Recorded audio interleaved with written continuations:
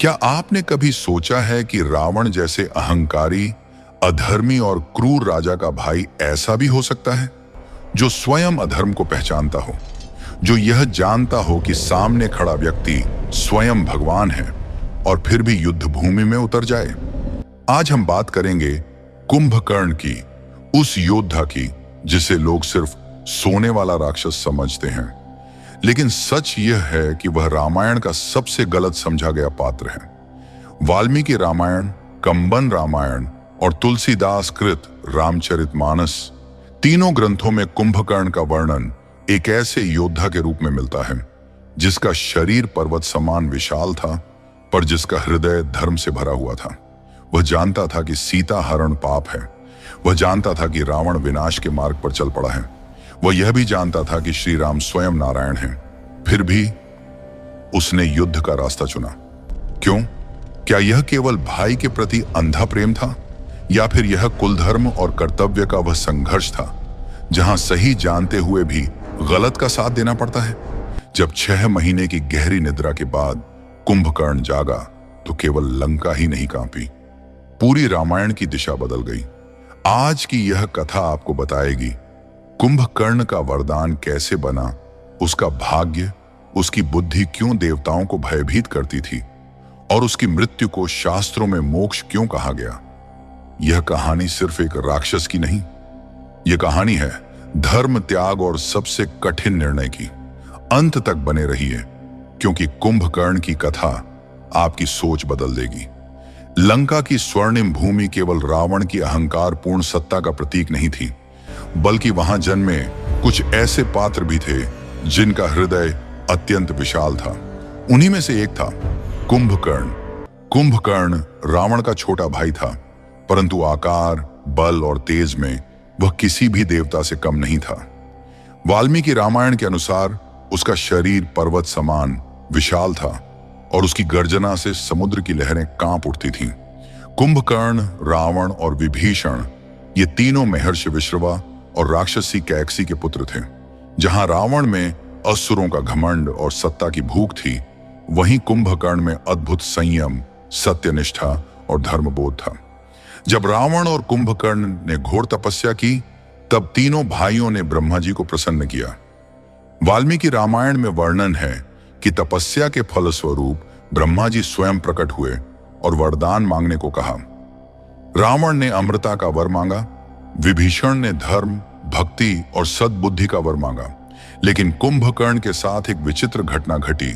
देवताओं को भय था कि यदि कुंभकर्ण ने भी रावण जैसा वरदान पा लिया तो संपूर्ण सृष्टि संकट में पड़ जाएगी।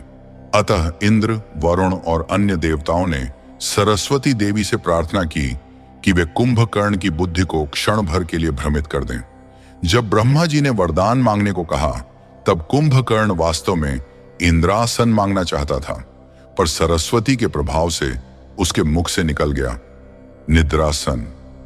ब्रह्मा जी का वचन अमोघ था।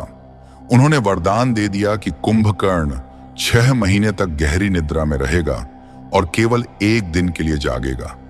ब्रह्मा जी ने जाते जाते कहा, हे कुंभकर्ण, यह निद्रा तुम्हारे लिए शाप नहीं, वरदान सिद्ध होगी। कुंभकर्ण ने इसे शांत भाव से स्वीकार किया। वह न तो क्रोधित हुआ, न व्याकुल। यह उसकी महानता थी। कंबन रामायण में वर्णन मिलता है कि कुंभकर्ण जागने पर भी अत्यंत संयमी और विवेकशील रहता था। वह रावण की भांति उन्मत्त नहीं था। समय बीतता गया। सीता हरण के बाद जब लंका पर संकट के बादल मंडराने लगे और राम रावण युद्ध आरंभ हुआ, तब रावण को अपनी पराजय का आभास होने लगा। एक एक करके उसके पराक्रमी योद्धा मारे जाने लगे। मेघनाद, प्रहस्त, धूम्राक्ष सब रणभूमि में गिर चुके थे। तब रावण को स्मरण आया कुंभकर्ण। वाल्मीकि रामायण में वर्णन है कि रावण ने सैनिकों को आदेश दिया कि वे किसी भी तरह कुंभकर्ण को जगा दें। हाथियों के चिंघाड़ने, नगाड़ों की गूंज, पर्वतों को हिलाने जैसी ध्वनियां की गईं। अंततः कुंभकर्ण की निद्रा टूटी। वह जागा और जैसे ही उसने आंखें खोली, पूरी लंका कांप उठी। जागते ही कुंभकर्ण ने सबसे पहले भोजन मांगा। वाल्मीकि रामायण में वर्णन है कि उसे पर्वतों जितना भोजन परोसा गया, हाथी, भैंस, मदिरा, फल फूल, सब कुछ। भोजन के बाद वह सीधे रावण के दरबार पहुंचा। रावण ने उससे युद्ध में उतरने का आदेश दिया। लेकिन यहीं कुंभकर्ण का वास्तविक चरित्र प्रकट होता है। कुंभकर्ण ने रावण को स्पष्ट शब्दों में समझाया, हे भ्राता, तुमने अधर्म किया है। सीता माता को लौटाकर राम से क्षमा मांग लो। युद्ध में विनाश के सिवा कुछ नहीं मिलेगा। रामचरितमानस में तुलसीदास जी लिखते हैं कि कुंभकर्ण धर्म को जानता था, पर भाई धर्म से बंधा था। वह जानता था कि राम स्वयं नारायण है, फिर भी उसने कहा, भले ही राम स्वयं भगवान हों, पर मैं युद्ध भूमि में अपने भाई का साथ दूंगा, क्योंकि कुल धर्म भी मेरा कर्तव्य है। यह वाक्य कुंभकर्ण को राक्षस नहीं, महान योद्धा और त्यागी भाई सिद्ध करता है। रणभूमि में उतरते ही कुंभकर्ण ने वानर सेना में हाहाकार मचा दिया। वाल्मीकि रामायण में उल्लेख है कि वह पर्वत उखाड़कर फेंकता था, हाथियों को खिलौनों की तरह उठा लेता था। हनुमान, सुग्रीव, अंगद सभी उससे टकराए, परंतु उसे रोक न सके। अंततः भगवान राम स्वयं युद्ध भूमि में उतरे। राम और कुंभकर्ण का युद्ध केवल शस्त्रों का नहीं, धर्म और कर्तव्य का युद्ध था। राम ने पहले उसके हाथ काटे, फिर उसके चरण, फिर अंत में ब्रह्मास्त्र से उसका मस्तक धड़ से अलग कर दिया। वाल्मीकि रामायण में लिखा है, कुंभकर्ण गिरा तो ऐसा लगा जैसे कोई विशाल पर्वत धरती पर टूट पड़ा हो। मृत्यु के क्षण में भी कुंभकर्ण के मुख पर भय नहीं था, उसकी आत्मा शांति को प्राप्त हुई। रामचरितमानस में यह संकेत मिलता है कि कुंभकर्ण को मोक्ष प्राप्त हुआ, क्योंकि वह अंत तक सत्य को जानता था और अहंकार से मुक्त था। कुंभकर्ण राक्षस कुल में जन्मा, पर उसका हृदय देवताओं से भी विशाल था।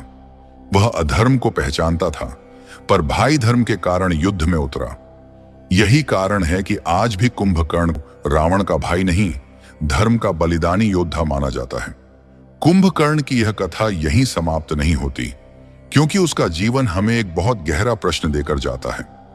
जब सत्य और संबंध आमने सामने खड़े हों, जब आप जानते हो कि सामने भगवान है, फिर भी कर्तव्य आपको युद्ध भूमि में खींच लाए, तो आप क्या चुनेंगे? कुंभकर्ण ने अधर्म को सही नहीं ठहराया। उसने रावण को समझाया, चेताया, रोका, लेकिन जब कोई नहीं माना तो उसने अपने कुल धर्म को निभाया और मृत्यु को स्वीकार किया। इसीलिए शास्त्रों में कुंभकर्ण को केवल राक्षस नहीं, त्याग और कर्तव्य का प्रतीक कहा गया है। अगर आपको यह कथा छू गई हो, अगर कुंभकर्ण का यह रूप आपको नया लगा हो, तो इस वीडियो को लाइक जरूर कीजिए, ताकि ऐसी अनसुनी पौराणिक कथाएं और लोगों तक पहुंच सकें। चैनल को सब्सक्राइब करें, क्योंकि यहां आपको मिलेंगे रामायण और महाभारत के वो रहस्य जो किताबों में लिखे हैं, पर बहुत कम लोग जानते हैं। और कमेंट में लिखिए, क्या कुंभकर्ण सही था या गलत? आप उसके स्थान पर होते तो क्या निर्णय लेते? फिर मिलेंगे एक और रहस्यमयी कथा के साथ।